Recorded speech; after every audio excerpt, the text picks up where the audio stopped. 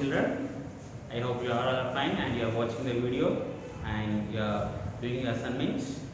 And today we are going to discuss some substances and how can we identify it as pure substance and mixtures, and also about solutions.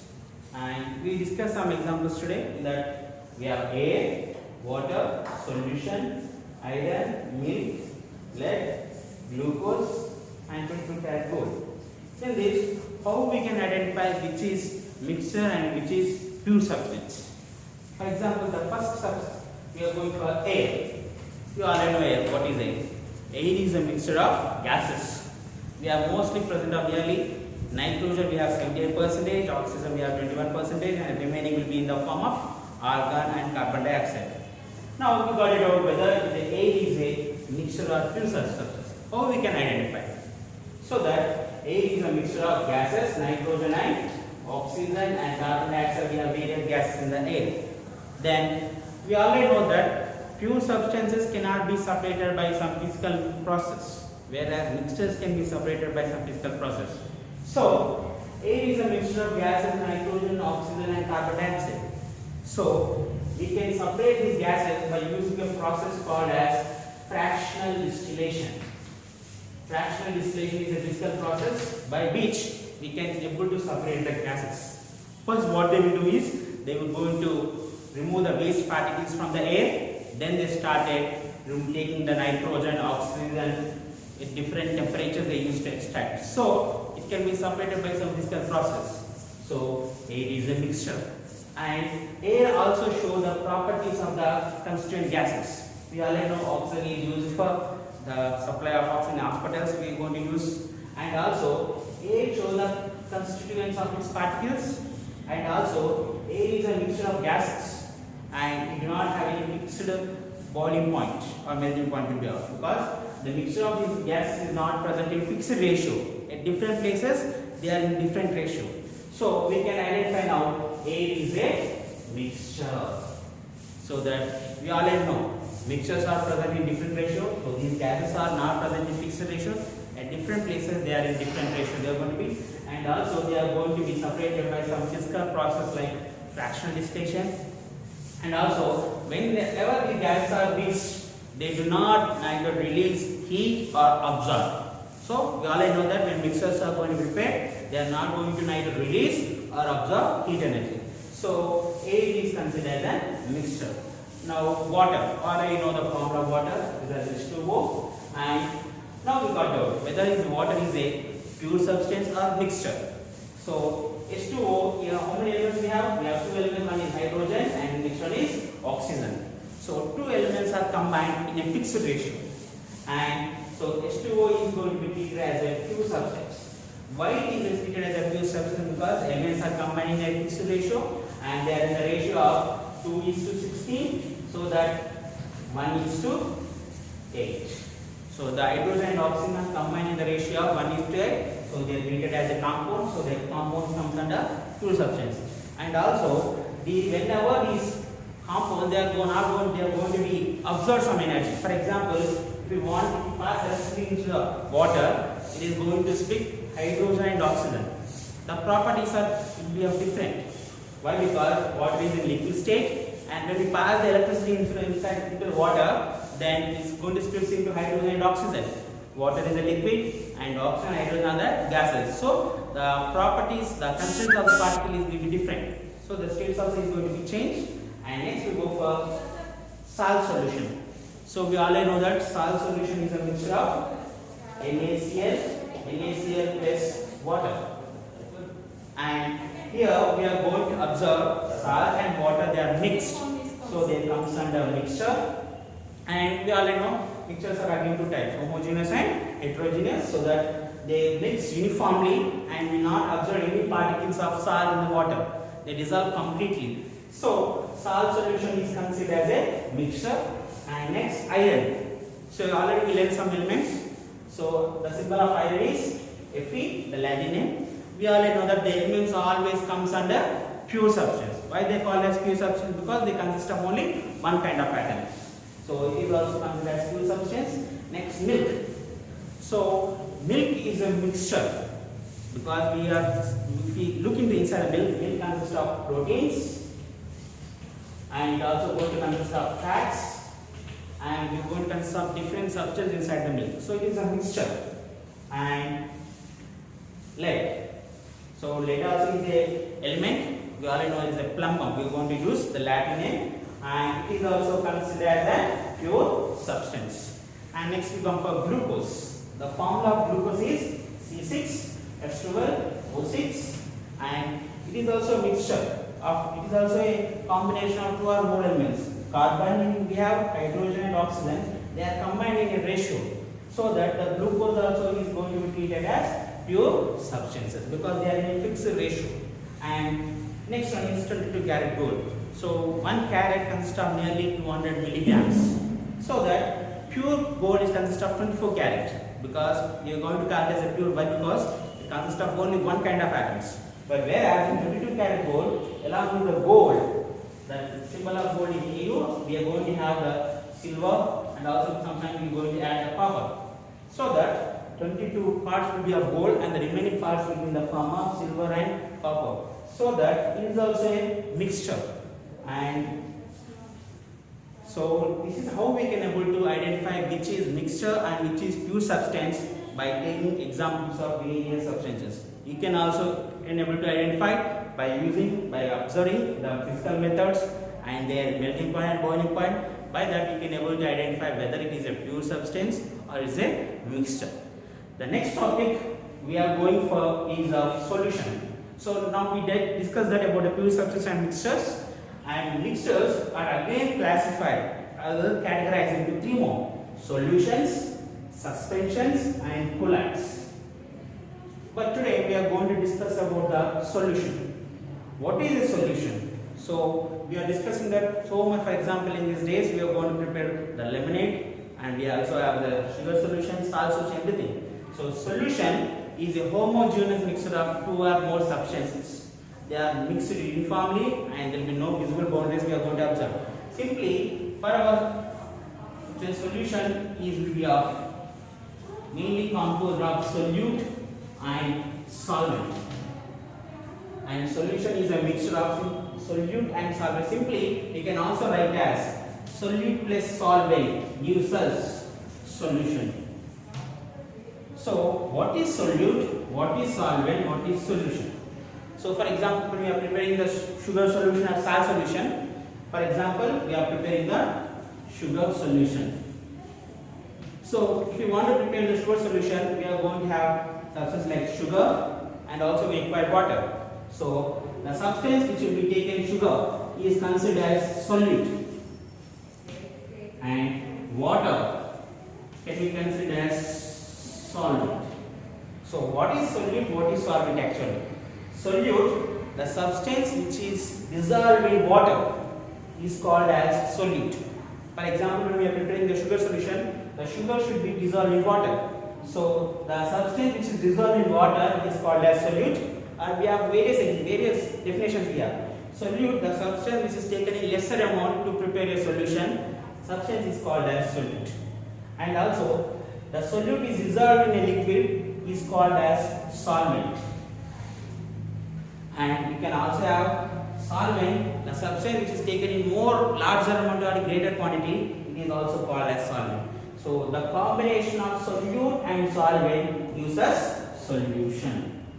So solutions will be prepared by water and also some organic substance, organic solvents also. For example, if you prepare a salt or sugar solution, sugar is dissolved in water. So here water is treated as an aqueous solvent, because water is called as a universal solvent because it has a capability to dissolve every solid inside it.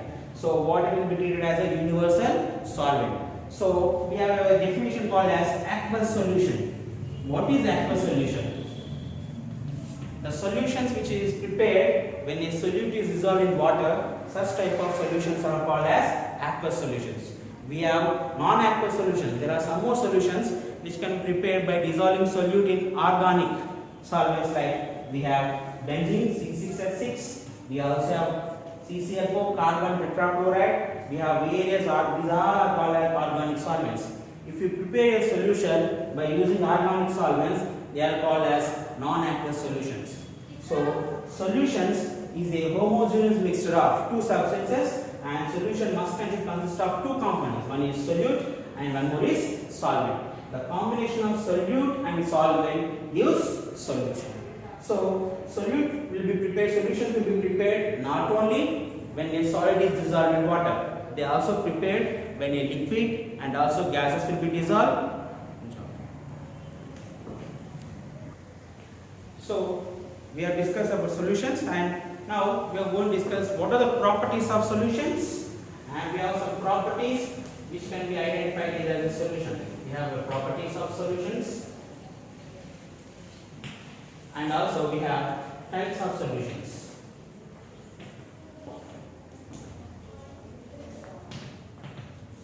Properties of solution. We already know that when we prepare a solution, when a solute is dissolved and the solutes are completely dissolved in solvent, and after some time they are going to become stable, and we don't observe the solute particles will be in the solution. Why? Because they are completely mixed and we don't observe inside the solution. And we have some properties of solution. What are the properties of solution? The first property is the solutions are homogeneous. We already know what is homogeneous. They are uniformly mixed. We don't observe, if we, after preparing the solution, if we keep it for some time, then the solute particles will be not going to observe. They are uniformly mixed and we are not going to observe at the bottom of the beaker. And second, the size of the solute particles, solutions are homogeneous. And next, the solute particle, the size of the solute particles is less than 1 nanometer. They are very small in size. 1 nanometer is of nearly is equals to 10 power minus 9 meters. They are very less in size and they don't even observe by microscope. We can't able to see the particle size even with the microscope because they are very small and they are completely dissolved. Why? Because we already know that when we are preparing solution we require solute, that is nothing but solid, whereas water is a liquid. We already observed the gap in liquids, but whereas there is no gap is present. So the solute particles are going to come and settle in the gap in the liquid, so that they are uniformly mixed. We are not observe the particles even with the microscopes. And next, it is not possible to filter the solutions because they are completely dissolved. So we cannot, filtration is not possible to filter a solution. Filtration is not possible. Why? Because they are completely passed, because they are dissolved completely. So that when we use the filter paper to separate solute and solvent, it is not possible because the solutions are homogeneous and they are completely dissolved. So that we cannot separate the solution by using a process called as filtration. And the next one, there will be a process called as scattering. So for example, if we take a solution, we prepare a solution, and if we allow any light to pass the solution, we don't observe the beam of light inside the solution. Why? Because the solution particles are the solute particles are very small in size. They are not enough. For example, if we take a beaker and we prepare a solution, and if we allow any light to pass through it, we don't observe the beam of light inside this. Why? Because they are very small in size. They are not, and the size of the particles is not enough to scatter. So that the beam of light is not visible inside the solution. So that scattering is not possible. Why? Because the particles are completely dissolved. And also we have one more definition. Solutions are also called as true solutions. Why? Because they are complete. The particle size is very small and they are not enough to scatter the light. And also we already discussed, the particles are mixed uniformly and the particles are going to completely mix inside the solution. We are not going to observe any bonding. These are the properties of solution. For the first property, we have the homogeneous mixture. Solutions are homogeneous and the particle size in the solution is less than 1 nanometer. 1 nanometer is equals to how much? 10 power minus 9 meters. They are very small and even they can't be observed with a microscope, and the solutions cannot be separated by some physical process like filtration because they are completely dissolved. And also the scattering is not possible inside the solution. Why? Because the particles are very small in size, they are not enough to scatter the light. And next we have types of solutions. Solution is not only prepared when a solid is dissolved in liquid. There are various types. For example, we have solute and solvent. For example, we have solids. Whenever we mix, we take solute as solid, solvent as solid. Then we are going to have the examples like alloy. We all know alloy. What is alloy? Is homogeneous mixture of metals. For example, we have a brass. Is a mixture of copper and zinc. Copper consists of mainly 70%, zinc consists of 30%. Copper is a primary metal. So when you want to prepare the alloys, solute should be solid, solvent also should be solid. So these primary metal, copper should be molten state first of all. They will be in molten state, then after the zinc should be added, then they prepare the alloys. So here solute is solid, solvent also is solid. Next, liquid and solid. So solute also will be liquid, whereas solvent is solid. For example, we use one more alloy called as amalgam. Amalgam is an alloy of mercury. The mercury is taken as a liquid here, and the alloy is taken as a silver, and they used to fill in the gaps of your tooth. Understand? So next we have gases and solid. Here gas will be taken as solute and solvent is as a solid. Then they are going to have hydrogen gas is added to palladium. This is for the metal surface they are going to use. And so that, remember, solutions are not only prepared when a solid is dissolved in liquid. There also they can prepare in various, when a solid in solid, liquid in solid, gas in a solid. Next we have solid in liquid. These are the best example for solutions. The solution what you are preparing is when a solute is taken as a solid solute and liquid is taken as a solvent, then we are going to prepare solution. We have various solutions. In HCl solution we can go and prepare glucose. We have various substances. Next, liquid in a liquid. Here liquid should be a solute and liquid also will be a solid. We already like some kinds like vinegar. Vinegar is an example. Vinegar is a combination of acetic acid and water. They both should be liquid.